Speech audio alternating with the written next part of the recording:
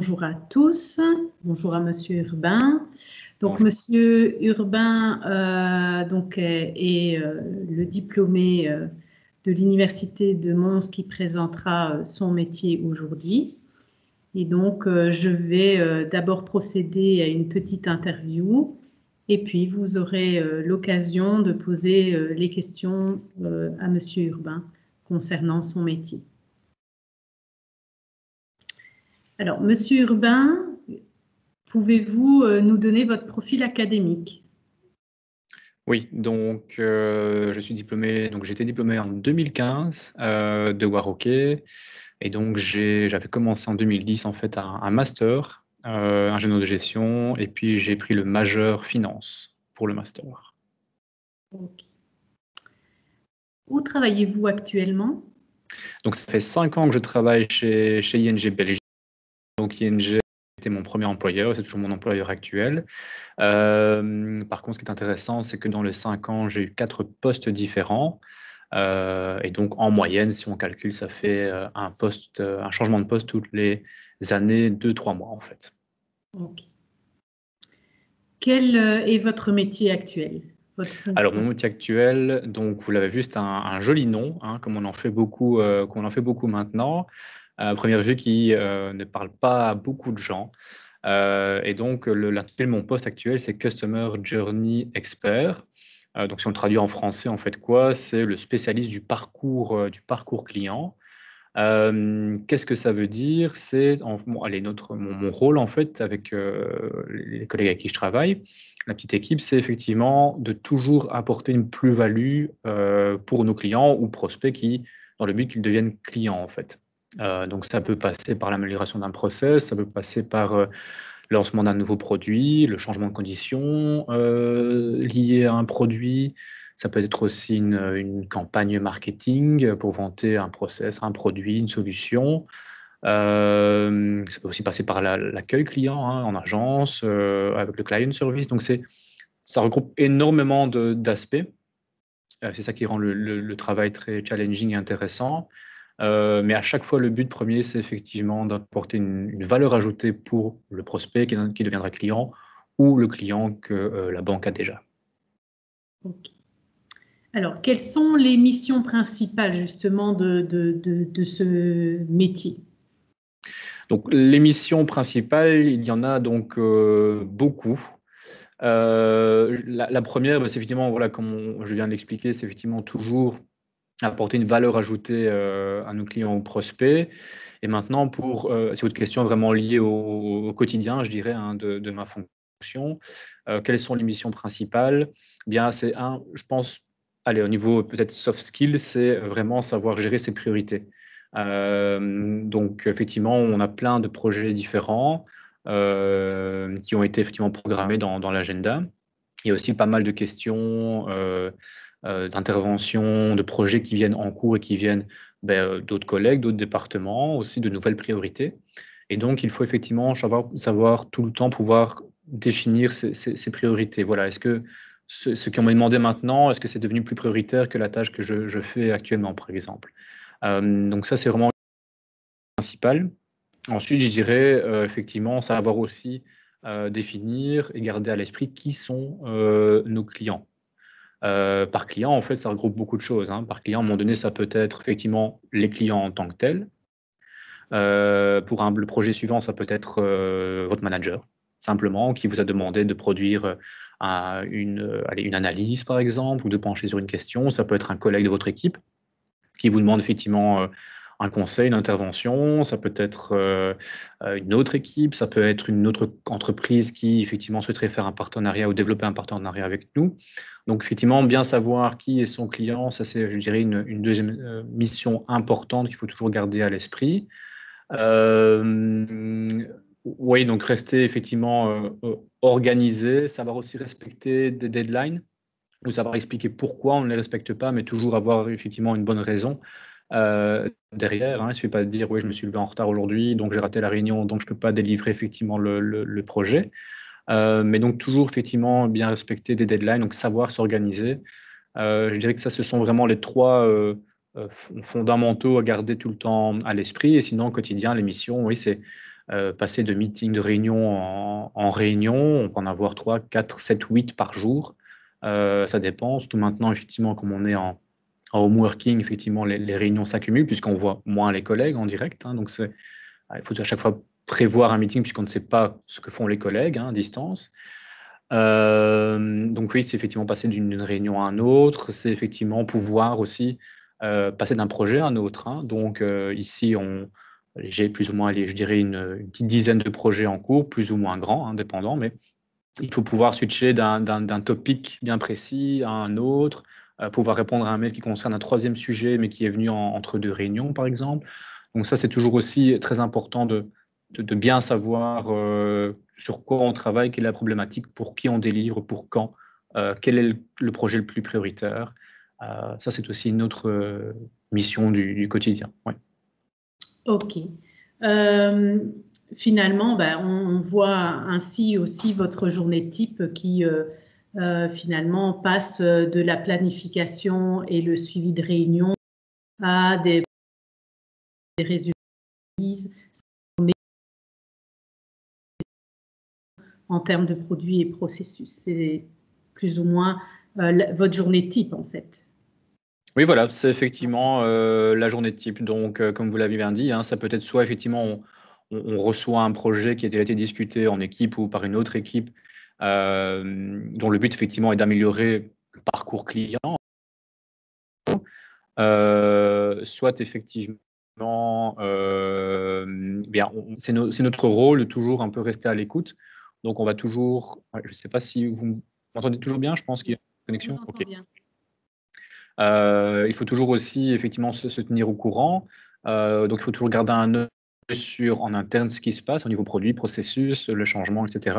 Mais ce qui est important aussi, c'est de toujours garder un œil sur la concurrence pour effectivement ne pas se laisser distancer ou garder toujours une avance sur nos concurrents. Donc, c'est toujours intéressant, par exemple, le matin, de lire, prendre un peu le pouls, de lire les informations et dans la presse spécialisée, ça peut être l'Écho, l'Écho, la Libre par exemple, mais effectivement de toujours bien regarder un peu ce qui se passe, puisque comme vous le savez tous, les secteurs bancaires évoluent très rapidement, l'environnement est changeant, mais très changeant, et surtout maintenant, avec le Corona, on a quand même fait un bond, je pense, de 2 ans, l'espace de 2 mois au début du lockdown, donc c'était quand même impressionnant au niveau IT, etc. Donc il faut vraiment toujours s'informer en externe, en interne. Aussi. Ok. Les principales compétences qu'il faut avoir pour ce métier, vous pourriez les résumer? Oui, donc effectivement, je ne sais pas si vous avez tous eu l'occasion d'aller peut-être parcourir un peu la partie job du site ing.be, notamment si vous êtes en dernière année en Master 2, ça vaut peut-être la peine d'aller peut-être jeter un œil, que ce soit chez ING, mais dans d'autres entreprises aussi, c'est toujours intéressant. Mais les compétences, je dirais donc c'est lié à ce que j'expliquais avant aussi, donc savoir s'organiser. Ça, c'est assez important. Mais l'organisation, si vous n'en avez pas pour l'instant ou pas suffisamment par rapport à ce que vous voudriez atteindre, une bonne chose selon moi, c'est que selon moi, l'organisation, ça s'apprend. C'est pas quelque chose avec lequel on est, et donc ça s'apprend en faisant des erreurs, effectivement, en travaillant, en acquérant l'expérience aussi. Donc, l'organisation. 2, c'est avoir un esprit, je dirais, assez synthétique et logique, donc c'est effectivement le plus vite possible pouvoir comprendre ce qu'on attend de nous, quelle est la problématique effectivement dans l'ensemble de l'information qu'on vous donne, quelle information est importante, quelle information est moins importante, qu'est-ce qu'on attend de moi. Donc effectivement avoir cet esprit synthétique, logique, vite comprendre, ça s'apprend aussi, mais c'est aussi une compétence. Des compétences interpersonnelles, savoir effectivement communiquer, soit devant une grande audience, une plus petite audience, en sachant qu'une plus petite audience, ça peut être par exemple le CEO de l'entreprise, par exemple, alors qu'une grande audience peut être par exemple des collègues ou des clients. Donc, ce n'est pas forcément parce que l'audience est plus grande que c'est plus stressant. Donc, il faut effectivement avoir ce genre de compétences de communication, de compétences interpersonnelles, savoir travailler en équipe, mais aussi savoir travailler seul. On l'a vu ici, notre métier, c'est vraiment, on travaille beaucoup en équipe. Et j'expliquerai peut-être après pourquoi, si on aborde vraiment le fonctionnement hein, de mon métier au quotidien. Mais donc, il faut certainement effectivement pouvoir travailler en équipe avec des tempéraments différents, hein, des fonctions différentes. Parfois aussi, savoir travailler seul sur un projet. Donc ça, c'est aussi important. Il faut, allez, je dirais aussi qu'il y a les langues aussi qui sont assez importantes. En Belgique, français, néerlandais, puisque effectivement, dans des grandes entreprises, ben, on a, ou même internationales, mais qui ont un siège en Belgique, il y a beaucoup de néerlandophones, francophones. Si vous êtes moins à l'aise en français ou en néerlandais, l'anglais, ça je dirais que l'anglais d'office. Donc je dirais une langue nationale et l'anglais d'office. Pourquoi? Parce que comme l'intitulé de ma fonction, hein, Customer Journey Expert, il y a beaucoup de noms, beaucoup d'abréviations qui viennent de l'anglais. Il y a un jargon vraiment en anglais très répandu, que ce soit dans le secteur bancaire ou le secteur des Big Four, de l'audit par exemple, etc. Et puisque il faut pouvoir communiquer avec tout le monde. Donc par défaut, l'anglais sera la langue utilisée en réunion, par exemple, hein, ou lors des présentations. Donc là, il faut quand même une bonne maîtrise.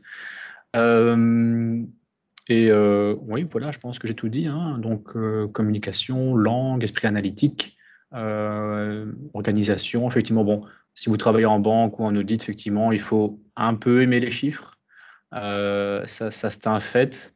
Bien que vous pouvez avoir dans ce secteur-là aussi des métiers totalement moins connectés aux chiffres. Hein. Ça peut être le marketing, par exemple, ça peut être du digital. Hein. Mais voilà, si vous êtes plus littéraire, à mon avis, travailler dans une banque ou dans un Big Four, ce sera peut-être un peu plus challenging, on va dire. Ok. Est-ce que vous vouliez compléter l'information par rapport à votre métier? Vous aviez parlé peut-être de compléter sur l'organisation des équipes par rapport à Oui, votre métier. oui, tout à fait. Donc effectivement, comme je l'avais dit, effectivement, il faut pouvoir travailler en équipe et pouvoir travailler seul. Et pourquoi effectivement, je voulais effectivement pouvoir détailler ceci. Et peut-être si certains d'entre vous sont à Waroké, vous avez très certainement eu Monsieur Marc Laby pour le cours de management. Et donc vous avez très certainement eu un examen ou une question d'examen sur la méthode Agile, notamment un case sur ING. Pourquoi je parle de cette méthode-là? Parce qu'en fait, maintenant, et c'est le cas dans beaucoup d'organisations, il n'y a plus un manager qui effectivement dicte point par point ce qu'il faut faire aux équipes. Maintenant, oui, c'est de l'agilité. Donc, on demande effectivement aux équipes de prendre leur part de responsabilité, d'autonomie, effectivement pouvoir respecter des deadlines, délivrer des projets, prendre des initiatives. Et en fait, comment ça fonctionne? Eh bien, dans mon équipe qu'on appelle une squad, en fait, eh bien, vous avez des profils totalement différents. Donc, c'est vraiment une équipe multidisciplinaire. Donc, moi, par exemple, je suis Customer Journey Expert. Donc, c'est vrai que je ne l'ai pas encore dit, mais c'est un mot qui, en fait, veut dire, c'est le nouveau nom de Project Manager hein, ou de Business Analyst. C'est un peu les deux regroupés ensemble. Donc, vous avez effectivement ce type de profil-là. Puis, avec moi aussi dans mon équipe, un digital expert aussi. Hein. Donc, si on va effectivement développer une nouvelle page dans l'application de la banque ou sur le site internet, où on va vouloir mesurer, par exemple, combien de clients ont parcouru cette page-là, comment ils l'ont fait, c'est le digital expert qui, effectivement, va être la personne de contact. On a aussi un marketeer. Hein, si on lance une nouvelle campagne, si on va changer le design d'une page, donc là, il se mettra en relation avec le digital expert, par exemple. Vous avez aussi un data analyst. Hein, d'ailleurs, mon collègue effectivement vient aussi de Waroké, il a étudié aussi là-bas. Donc, comme quoi, effectivement, même en fait le même master, on peut avoir une fonction assez différente, mais travailler pour le même but, hein, finalement, dans la même équipe. Donc, le data analyst, lui, va vraiment, effectivement, si moi je pose une question, j'aimerais bien avoir telle mesure, et bien c'est lui qui va vraiment chercher dans toutes les bases de données, les données essentielles, faire les liens entre les données pour que moi je puisse l'interpréter avec son aide et avoir effectivement le bon résultat, la bonne analyse. Et vous avez enfin un product owner. Donc, le product owner, c'est vraiment la personne qui nous chapeaute et qui va vraiment veiller à ce que les deadlines soient bien respectés, qu'on ne s'éloigne pas trop ou même pas du tout parfois hein, du topic central, de la problématique à analyser, qui va s'assurer aussi que la squad fonctionne bien. Donc voilà, donc c'est vraiment une équipe multidisciplinaire, mais qui a un but commun, effectivement. Je dirais d'abord les projets sur lesquels les personnes travaillent, et puis in fine, la satisfaction du client. Ok. Alors, la dernière question que je vais vous poser avant de laisser les étudiants poser leurs propres questions, c'est finalement, est-ce que vous avez des conseils de type insertion professionnelle à donner à nos futurs diplômés? Donc, finalement, les conseils à faire et conseils à ne pas faire. Voilà, je vous écoute. Oui, donc ça, c'était effectivement ce qui était intéressant pour moi de participer à cette journée des métiers. Le but pour moi n'est pas du tout de venir de façon présomptueuse, effectivement, et distiller l'un ou l'autre conseil, mais c'est vraiment pouvoir partager avec vous, en vous donnant les conseils spontanément, mais aussi en répondant à vos questions. Donc partager avec vous les éléments qui, moi, et je sais que c'était le cas pour beaucoup de mes amis aussi, qui nous ont manqué quand on était en master 1, master 2 et quand on a fini nos études. C'est-à-dire effectivement que on sait que les études, je sais qu'il n'y a pas que des étudiants de Warroquet, hein, mais je sais que les études d'économie sont des études très générales qui donnent un accès à pas mal de choses.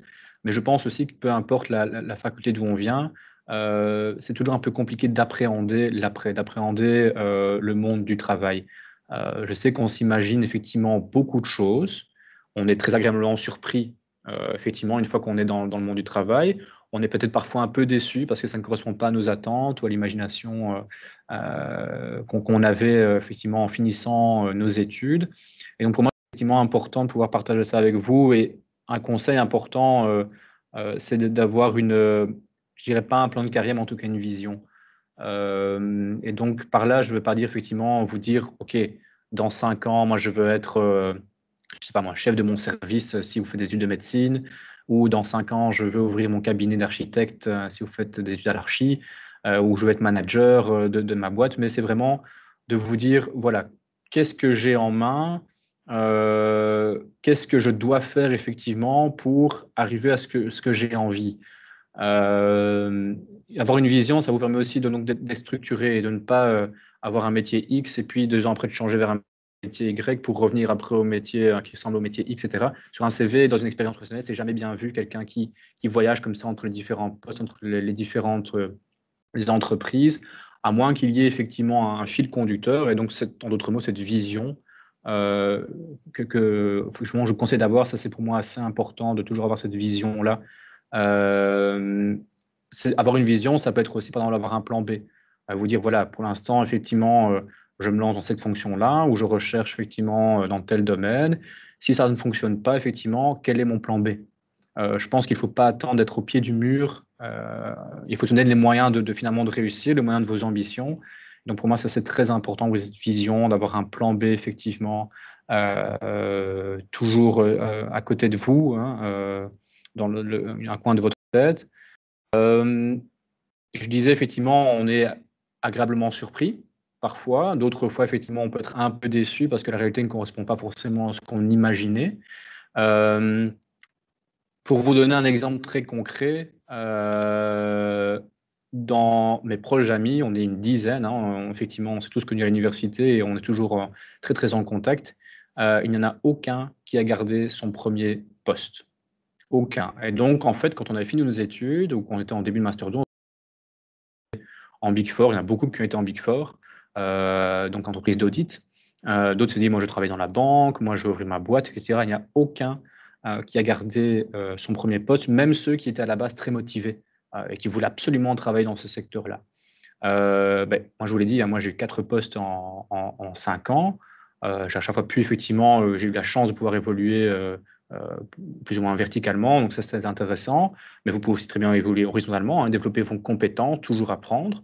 Mais donc tout le monde a eu un poste différent parce qu'effectivement on était peut-être pas préparé, mais c'est pas la faute des enseignants à l'université, mais je pense que pour découvrir le monde du travail, il n'y a qu'une chose, hein, c'est de s'y mettre, hein, plonger dedans, faire le grand saut. Et donc, ne vous inquiétez pas si effectivement vous vous dites je suis un peu perdu maintenant, je sais effectivement pas trop dans quel secteur je vais travailler, je ne sais pas trop à quoi tous ces noms un peu bizarres en anglais correspondent. Normalement, et c'est surtout maintenant comment fonctionne la société, hein, c'est plus comme avant, hein, où nos parents effectivement avaient un poste dans une entreprise et puis ils le gardaient 20 ans et ils terminaient dans l'entreprise. Maintenant, effectivement, il y a énormément de turnover, donc de gens qui changent de travail. salarié pour devenir indépendant ou qui évolue dans l'entreprise, horizontalement ou verticalement. Donc ne soyez pas inquiets si pour l'instant vous n'avez pas encore, je dirais, une vue claire sur ce que vous voulez faire plus tard, mais gardez quand même une vision, un plan B, ça je pense que c'est important. Testez par la suite, donnez-vous les moyens de réussir, donnez-vous les chances de tester. Je pense que c'est pas à 50 ans qu'on on peut le faire, mais pour moi, c'est pas à 50 ans effectivement qu'on va prendre des risques. Prenez-les avant parce que vous n'avez pas de crédit hypothécaire, peut-être pas encore d'enfants, pas marié, etc. Donc, donnez-vous les moyens effectivement de découvrir un peu tout ça pour justement pouvoir savoir ce que vous aimez, ce que vous n'aimez pas. Ça, je pense que c'est aussi très important et ça, c'est mon conseil. Et puis, un deuxième important avant de répondre à vos questions, c'est aussi si vous avez l'occasion de vous investir dans des activités extra-professionnelles à côté de vos études, à côté de votre travail, si vous avez le temps, bien sûr. Hein, ce n'est pas la peine de bâcler votre travail au quotidien, mais si vous avez l'occasion de vous investir dans des activités extra-professionnelles, faites-le, parce que sur un CV, c'est toujours très bien perçu, parce que ça montre que vous savez vous organiser, gérer votre emploi du temps, que vous savez développer vos compétences, que vous avez d'autres compétences, que vous êtes quelqu'un de sociable, qui sait communiquer, par exemple, etc. Donc, ça, c'est aussi mon deuxième grand conseil, si je peux me permettre. Ok, ben je vous remercie beaucoup. Maintenant, je vais laisser la place aux questions des étudiants. Donc, si vous souhaitez poser une question, ben, n'hésitez pas à le faire maintenant. Oui, bonjour. J'aurais une Bonjour. question. Vous qui travaillez au sein d'une banque, que pensez-vous du futur du secteur bancaire au niveau des opportunités d'emploi? Parce qu'on a vu justement encore plus avec la situation actuelle que c'est un secteur qui est mis à mal. Oui, c'est une bonne question. Je répondrai peut-être à une autre question avant d'un peu développer. Tout dépend du poste que vous souhaitez avoir. On sait que pour l'instant, les banques se digitalisent énormément par la force des choses, mais aussi les banques souhaitent le faire. Pourquoi? Pas forcément parce que il faut fermer les agences, parce que les agences coûtent, puisqu'il y a des coûts fixes. Non, mais c'est parce qu'on s'est rendu compte, notamment ici avec la crise du coronavirus, que les gens, les clients voulaient effectivement pouvoir gérer leur argent, leurs affaires bancaires, n'importe où et n'importe quand. Mais pas avec moins d'avantages ou dans une moindre qualité. Et donc, le défi de la banque maintenant, c'est pouvoir effectivement répondre aux besoins des clients. Sans client, il n'y a pas d'entreprise, donc il faut qu'on réponde à leurs besoins et qu'on leur fournisse un service, mais aussi du conseil à tout moment et dans n'importe quelle situation. Et donc, c'est pour ça qu'effectivement que les banques sont plus ou moins forcées, puisqu'elles le veulent, mais aussi elles sont poussées quelque part à le faire, à se digitaliser. Donc, il est logique de penser que le nombre d'agents dans toutes les banques diminuera effectivement dans un avenir plus ou moins proche. Ça, je pense qu'on ne va pas se voiler la face. C'est à mon avis l'évolution qui va continuer comme ça. Elle a déjà commencé pour quasiment toutes les banques ici en Belgique et aussi en Europe. Donc, je dirais que si vous voulez travailler en agence, peut-être que dans 10 ans ou dans 15 ans ou dans 20 ans, il n'y aura peut-être plus d'agence. Donc, si vous voulez faire une carrière en agence, voilà, il faut peut-être le savoir aussi. Par contre, si vous voulez effectivement travailler en support, je dirais, donc comme moi par exemple, dans un siège, là, à mon avis, vous avez plus de perspectives à long terme. Donc, tout dépend vraiment de quel côté de la banque vous intéresse en fait. Je ne D'accord. sais pas si j'ai répondu à votre question. Oui, merci. Une autre question?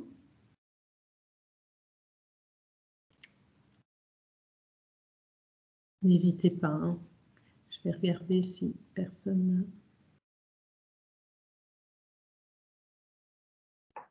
Est-ce qu'il y a, pour me faire une petite idée, quelle est la proportion par faculté? Est-ce qu'il y a beaucoup d'étudiants de Marocains? Alors ici, je ne sais pas vérifier, mais normalement, c'est la plupart des étudiants de la FOEG. Ah oui. La majorité, et je crois principalement en finance. Oui. Si quelqu'un est hors du domaine finance, peut-être qu'il peut se faire connaître. Non, je pense qu'ils sont tous des domaines financiers. Ouais, voilà. Ouais. Encore une fois, voilà, hein, vous pouvez très bien avoir fait un master en finance et puis travailler dans une banque ou travailler en audit. Et en audit après, ou en consultance.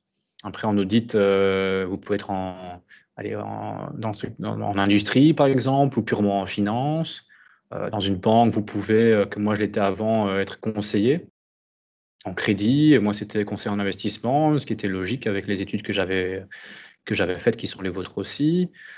Donc, même dans les secteurs sur lesquels, par rapport auxquels vous avez le plus d'idées, il y a une multitude de fonctions et de possibilités que vous allez in fine découvrir.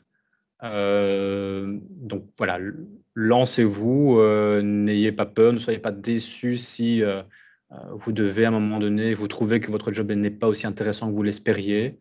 Ne soyez pas trop longtemps frustré, je dirais. Alors changez effectivement de fusil d'épaule quand c'est l'occasion de le faire. Prenez des risques. Allez, par exemple, pour donner un exemple concret, moi ici, hein, je l'ai fait, hein, donc avant. Une agence très spécifique, une clientèle très spécifique, mais j'ai commencé en tant que commercial et puis maintenant je suis du côté plus analytique de la banque. Et donc j'ai pris un risque parce que c'était quand même un saut plus ou moins important. Mais voilà, je pense que c'est comme je vous l'ai dit, hein, c'est maintenant ou entre guillemets jamais. Donc n'ayez certainement pas peur de découvrir hein, effectivement pas mal de choses, de changer de secteur, de vous rendre employable, ça aussi c'est une belle expression, mais de développer de vos connaissances et surtout n'ayez pas peur d'apprendre. Ça c'est super important. Hein. Si à un moment donné vous vous dites voilà par exemple bon mon job n'est plus aussi intéressant qu'il n'était au début, j'envisage de changer. Très égoïstement, pour être honnête avec vous, si votre entreprise vous offre la possibilité de faire des formations, d'avoir des brevets qui pourront vous être utiles pour vous, faites-le. Hein. Profitez de ce genre d'avantages qu'une entreprise peut vous offrir. Hein. Tout ce qui est formation, apprentissage, c'est toujours très très important pour vous à titre personnel, mais aussi pour vos futurs, votre carrière, hein, vos futures positions. Hein. Donc, n'hésitez certainement pas. Ok, merci. Est-ce qu'un autre étudiant a une question pour Monsieur Urbain?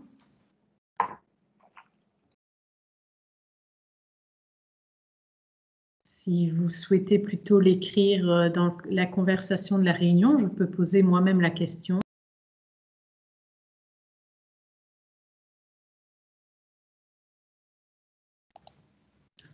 Bonjour. Bonjour. Bonjour Monsieur Urbain. Moi j'ai une petite question concernant la manière de postuler chez ING. Est-ce qu'il faut toujours passer par des tests, et spécialement des tests de logique? Très souvent, et pas uniquement chez ING, mais très souvent. Donc, si vous êtes en Master 2, peut-être que vous avez déjà l'occasion de postuler, hein, de commencer déjà un parcours de recrutement dans l'un ou l'autre secteur, dans l'autre boîte. Mais pas uniquement chez ING, mais très souvent, effectivement, vous avez ce genre de test-là. Donc, globalement, il n'y a aucun secret. Comment ça se passe dans beaucoup de boîtes, parce que j'ai aussi postulé effectivement ailleurs à certains moments. En général, vous postulez en ligne. Pourquoi? Parce que en fait, l'entreprise est obligée d'ouvrir un poste en ligne pour permettre à tout le monde effectivement de pouvoir postuler. Et donc la première étape, c'est vraiment de dire, un, de faire votre recherche, bien certain que vous postulez pour le poste qui vous intéresse, mais deux, effectivement, de postuler en ligne. Un CV, le de motivation, effectivement, je dirais si vous êtes motivé, c'est le cas de le dire, mais surtout un CV qui correspond à la fonction pour laquelle vous postulez. Hein. Donc, si vous êtes de côté marketing, vous pouvez effectivement développer un CV un peu plus fun, je dirais, mais si vous êtes dans une fonction, vous postulez pour une fonction très sérieuse, vous n'allez pas mettre des petites fleurs par-ci, par-là, etc. Donc, ça, c'est très important. Une fois que vous avez postulé avec votre CV en ligne, on vous rappelle, en fait, on vous envoie un email pour planifier un entretien avec vous, généralement téléphonique. Donc ça, c'est vraiment la deuxième étape. Et donc là, vous allez avoir quelqu'un qui, effectivement, a déjà retenu votre CV, ça c'est intéressant, et qui, deux, va effectivement vous poser des questions un peu plus, poussées, effectivement, pour voir vraiment quelle est votre motivation. Et en général, vous avez aussi un test de langue. Hein. Donc, on vous pose une question en néerlandais, une question en anglais aussi. Si vous passez toujours cette deuxième étape-là, alors effectivement, la troisième, en général, ce sont des tests à faire. Hein, donc, test de logique, texte aussi, donc les séries de formes, hein, vous devez effectivement mettre la suite, test numérique aussi, des tests aussi plus de compréhension plus analytique. Hein, on vous pose un problème et on vous demande de répondre à cette question dans un délai imparti. Si vous avez toujours passé cette troisième étape, alors effectivement, vous voyez proposer un entretien avec la personne responsable. Hein, ça peut être le chef d'équipe ou un manager plus haut ou un manager vraiment plus haut, effectivement. Tout dépend de l'organisation et du poste pour lequel vous postulez. Et là, l'entretien, effectivement, vous ne pas vous dire, effectivement, c'est gagné. Si, effectivement, la personne prend 1 heure pour me recevoir, c'est que je vais avoir le poste. Non. Parce qu'en général, on ne vous dit pas combien de candidats, effectivement, sont dans le pipe. Hein. Et puis 2, c'est vraiment l'entretien que vous devez vraiment montrer qui vous êtes. Hein. Et donc, c'est pour ça que j'insiste vraiment sur vos compétences de communication, vos compétences interpersonnelles. Aussi, savoir qui est votre client. Hein. Donc, c'est toujours intéressant, par exemple, à vos conseils aussi. Quand vous avez un entretien avec une personne que vous ne connaissez pas, allez sur LinkedIn, hein, allez voir un peu sur Facebook, allez googler le nom de la personne, mais renseignez-vous sur cette personne-là. Et donc, défendez. Donc, ça, c'est vraiment l'étape ultime, je dirais, de l'entretien en présentiel ou à distance maintenant. Et puis, alors, après, la personne, hein, le responsable, fait effectivement le choix parmi tous les candidats. Ne soyez pas trop déçus si effectivement on vous brandit une réponse un peu évasive en vous disant bon oui, vous n'êtes pas le beau candidat parce qu'un motif totalement aberrant ou que vous ne comprenez pas. Demandez toujours pourquoi. Demandez toujours ce que vous pouvez faire pour vous améliorer dans ce cas-là, parce que c'est là que vous pouvez voir effectivement si la personne a vraiment une justification pour laquelle elle ne vous prend pas, et vous, ça vous permet effectivement de vous développer par la suite, hein, et de ne pas repartir en ayant toujours cette chose à améliorer sans savoir quelle est cette chose. Hein. Donc voilà, c'est un processus qui est plus ou moins lourd, hein, c'est vrai. Hein, on peut avoir quelques semaines, quelques mois quand même, hein, le temps que tout ça se mette en place et se passe, mais globalement, c'est toujours le même processus hein, dans le domaine des banques, de l'audit, dans le domaine, dans notre domaine, hein, dans le domaine de nos études.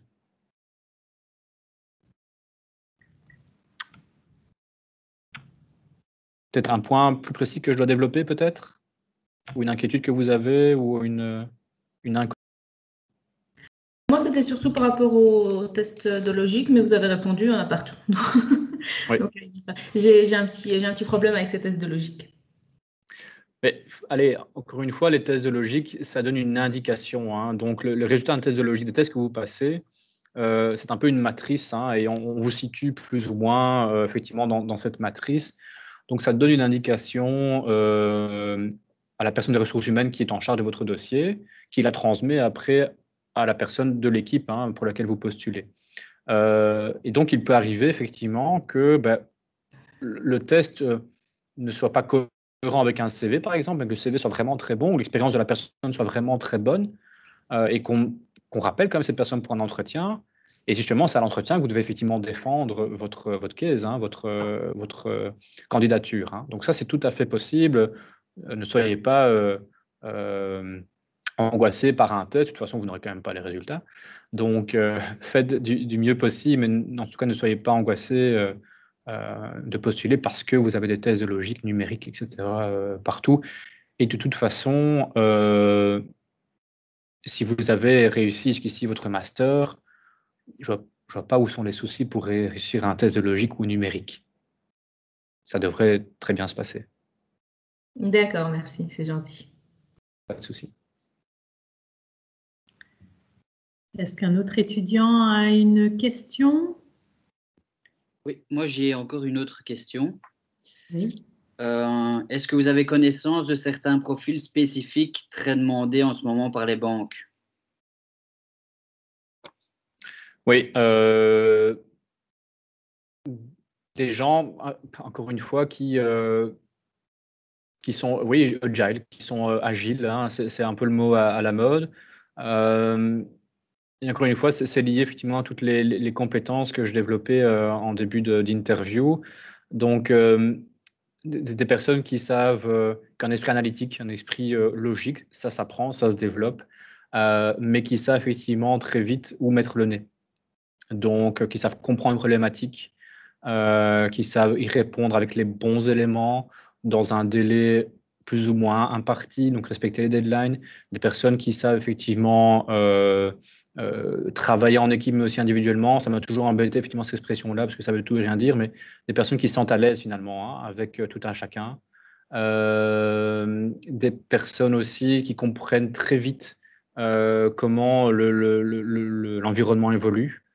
Et donc, des personnes qui savent très vite s'adapter aux changements. Ça, je pense que peu importe où vous êtes travaillé dans la banque, ça, c'est vraiment une qualité importante, hein, pouvoir s'adapter très rapidement, de pouvoir très vite comprendre comment la clientèle aussi évolue. Donc voilà, pour résumer, je dirais effectivement en esprit analytique, bon profil, bonne compétence interpersonnelle, et vous intéresser, comprendre très vite comment la société évolue et quelles sont les attentes de vos clients.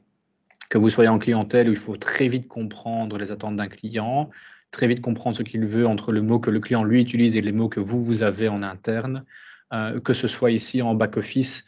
Si vous traitez effectivement une demande d'un client, ben, vous êtes à distance, vous pouvez pouvoir la comprendre très rapidement aussi, travailler en équipe, ou que ce soit effectivement plus en relation client, mais plus du côté analytique. Je pense que ces compétences-là, vous devrez toujours les avoir, et ce sont des profils qui sont très recherchés aussi. Il faut effectivement avoir un attrait pour le digital. Alors, quand je dis attrait pour le digital, c'est effectivement pouvoir comprendre que le téléphone, maintenant, c'est, allez, je ne dirais pas plus important, mais en tout cas, on va d'abord penser digital avant de penser numérique. On va d'abord penser effectivement application sur téléphone avant de penser site Internet. Donc, effectivement, si vous n'êtes absolument pas digital parce que vous vivez dans le fin fond des Ardennes sans connexion Wi-Fi, que les réseaux sociaux, ça vous fait peur et que vous n'avez pas de téléphone ni Internet du tout, oui, là, ce sera peut-être un peu plus compliqué. Donc, il faut vraiment être ouvert au digital. Ok, d'accord, merci.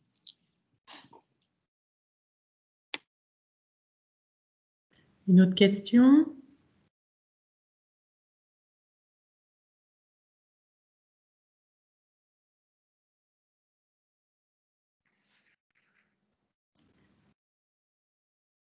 Donc, si vous n'avez plus d'autres questions, Monsieur Urbain, est-ce que vous avez encore quelque chose, une information complémentaire à donner, ou est-ce que vous pensez avoir été complet de votre côté?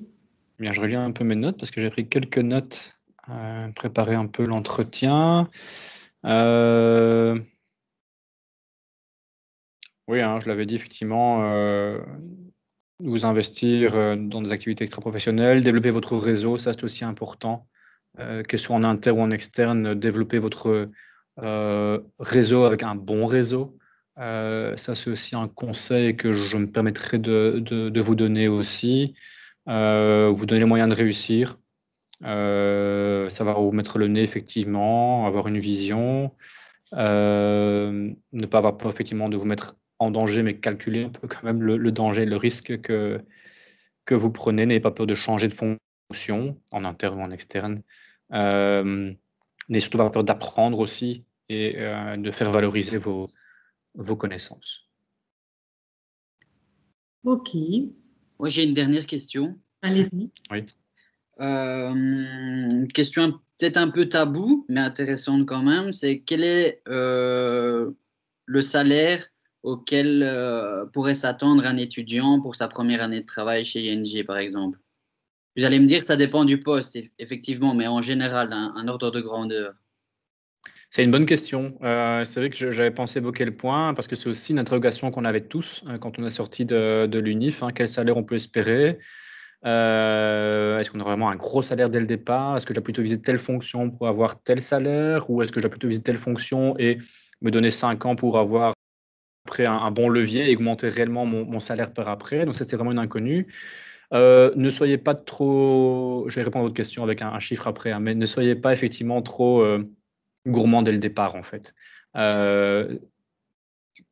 C'est bien d'être ambitieux, c'est beaucoup moins bien d'être carriériste. Effectivement, n'ayez pas des crocs qui, comme on dit, hein, par chez nous, qui raient le plancher, le parquet. Mais voilà, soyez ambitieux, pas carriériste, ne soyez pas trop gourmand. Sachez défendre vos compétences. Si vous savez mieux le faire qu'un autre, il est évident que vous pourrez avoir le poste avant tout. Et puis, négocier peut-être votre salaire. Ce n'est pas parce que vous sortez du lycée que vous ne pouvez pas négocier votre salaire. En tout cas, moi, je pars du principe que vous devriez toujours poser la question. De toute façon, au pire, vous avez un non. Au mieux, vous avez un oui. Donc, posez la question. Vous mettrez peut-être mal à l'aise l'intervieweur, mais bon, voilà, comme ça, vous ne perdez rien. Vous ne partez pas d'interview avec une inconnue au-dessus de la tête. Et pour vous donner un chiffre, oui, quand vous commencez, vous avez peut-être entre 1800 et 2000 euros net, je dirais en cash. Ça dépend effectivement vous avez du secteur dans lequel vous êtes. Les banques paient généralement bien, hein, les Big Four paient généralement bien aussi. Ça dépend du poste que vous avez aussi. Mais je dirais aussi que même si vous avez le même poste qu'un autre, vous n'aurez pas forcément le même salaire non plus. Donc moi, par exemple, j'ai le même poste qu'un collègue qui a peut-être 35 ans, 40 ans. Il est évident que cette personne-là gagne plus que moi. Parce que son parcours initial est différent, hein, peut-être parce qu'elle a travaillé dans un secteur avant, pendant X années, qui rémunérait plus. Donc elle a pu négocier son salaire avec déjà un niveau plus élevé que le mien. Parce qu'elle a plus d'expérience aussi, ou parce qu'elle a plus valorisé son CV mieux que moi. Donc, ce n'est pas parce que vous avez la même fonction que vous aurez le même salaire, ça c'est sûr. Donc, à vous effectivement de montrer que vous pouvez avoir une augmentation. Et ce que vous devez regarder aussi au-delà du salaire net que vous recevez, sont tous les avantages que vous pouvez avoir autour, hein. Donc maintenant, vous avez pas mal d'avantages hyper intéressants, comme le téléphone avec l'abonnement offert, vous avez une contribution Internet aussi, vous avez une voiture, pas tout le temps, mais très souvent, avec ou sans carte essence aussi. Vous avez des chèques repas, vous avez des chèques culture qui vous permettent de payer Paris Darisa par exemple, ou des cinémas. Vous avez des chèques sport aussi. Ça, qu'est-ce que c'est? Vous pouvez payer l'abonnement Basic Fit avec, ou des articles chez Decathlon par exemple, peu importe, pour ne pas citer de marque. Vous pouvez aussi avoir des bonus. Ça, c'est intéressant aussi, hein, de voir effectivement s'il y a des bonus ou s'il n'y a pas de bonus. Quelle est la hauteur de ces bonus-là? Est-ce que c'est individuel ou est-ce que, au contraire, c'est par équipe? Ça, c'est aussi un bon point, hein. Donc, par équipe, c'est intéressant parce que quand vous commencez, évidemment, vous contribuez un peu moins que vos collègues au résultat. Et donc, c'est intéressant de voir si c'est mutualisé ou pas. Les bonus peuvent être plus ou moins importants. Vous pouvez avoir aussi des frais de représentation, hein. Donc, quand vous travaillez en agence, dans certaines banques, vous avez un montant par mois parce que vous devez acheter un joli costume avec une jolie cravate, par exemple. Donc, faites bien attention, ne vous focalisez pas uniquement sur votre salaire cash, mais regardez bien effectivement le package global qu'on peut vous offrir et quelles sont les perspectives aussi, hein. Moi, j'ai eu le cas une fois, si on vous dit, ouais, ok, vous avez ce salaire-là avec tel package, par contre, en 10 ans, ce package-là n'évoluera pas. Bon, posez-vous une question. Est-ce que effectivement, dans 10 ans, vous voyez toujours avec le même salaire, le même package? Ça, c'est aussi une question intéressante. Donc voilà, ne visez pas trop haut, mais soyez quand même attentif au package global qu'on peut vous offrir. Ok, merci. De rien. Est-ce qu'un autre étudiant a une question? N'hésitez pas. Sinon, ici, on va remercier Monsieur Urbain. Et voilà, merci beaucoup. Merci à vous. D'avoir partagé votre expérience avec les étudiants. Donc voilà, Avec plaisir. Je vous remercie beaucoup.